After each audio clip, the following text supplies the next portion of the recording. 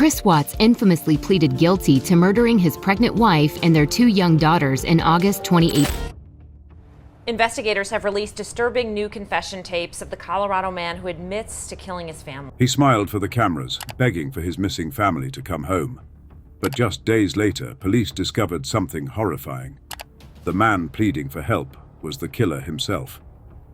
In August 2018, a smiling father stood in front of TV cameras, begging for his missing family to come home.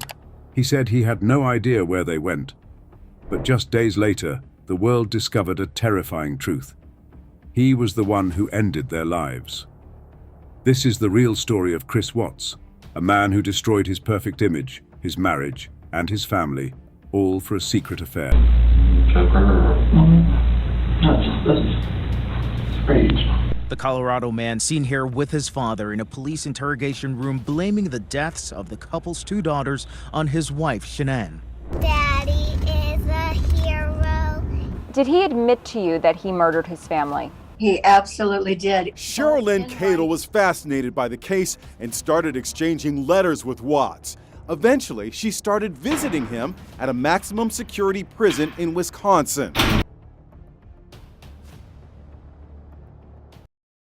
Chris Watts lived in Frederick, Colorado, with his wife Shanann and their 2 daughters, Bella and Celeste. From the outside, the Watts family appeared to be living the perfect life. Their social media profiles were filled with smiling family photos, warm captions, and cheerful videos that painted a picture of happiness. Shanann often shared moments from their daily lives online, showing gratitude for her husband and excitement for the future. Shanann Watts was full of energy, determination, and hope. She worked in sales for a health and wellness company, often traveling for business but always staying connected to her family through social media. Her personality was bright, confident, expressive, and open about her struggles and victories. She often spoke about how much she loved Chris, calling him her rock and sharing posts about how lucky she felt to have him. She managed the home, cared for their daughters, and tried to keep the marriage strong despite the challenges that came with work, travel, and raising a young family. Chris Watts, on the other hand, was known as quiet and reserved. He worked long hours in the oil industry, stayed out of trouble, and rarely raised his voice. To his friends, he was a calm, polite man who adored his wife and daughters. Yet behind that calm appearance, something was changing. While their online life continued to look perfect, the reality inside their home was very different. A once loving marriage quietly falling apart behind closed doors.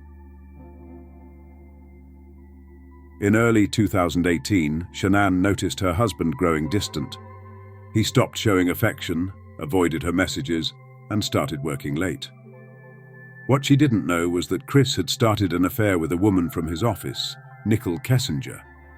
Nicole believed Chris was almost divorced and living alone. To her, he seemed like a kind man trying to move on.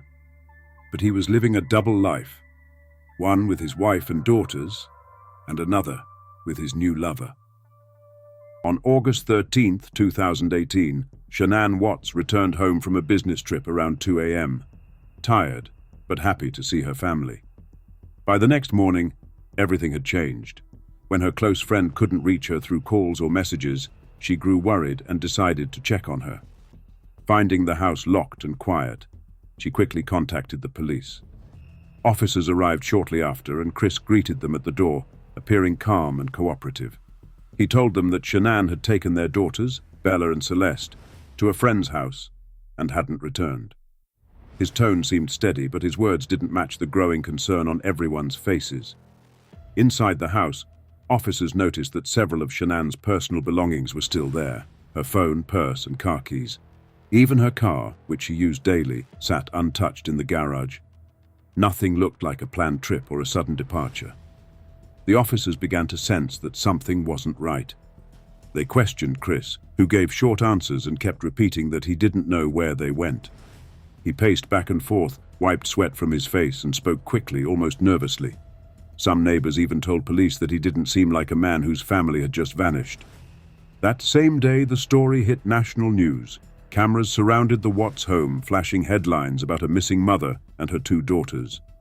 What started as a simple welfare check had now turned into one of the most shocking and heartbreaking crime stories in modern America. Chris soon appeared on local television, standing calmly on his porch as cameras rolled.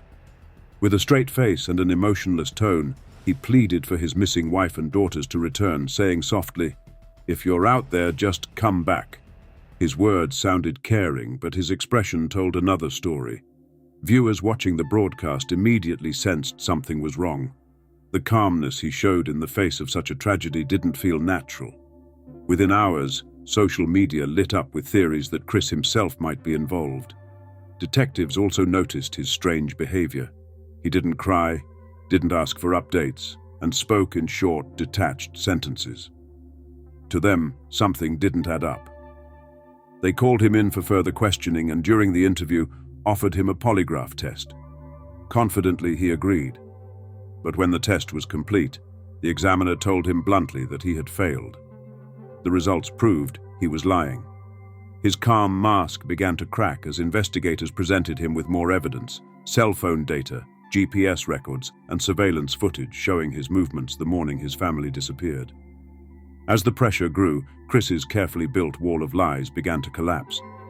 Investigators asked him to tell the truth, reminding him of his family and the consequences of his actions.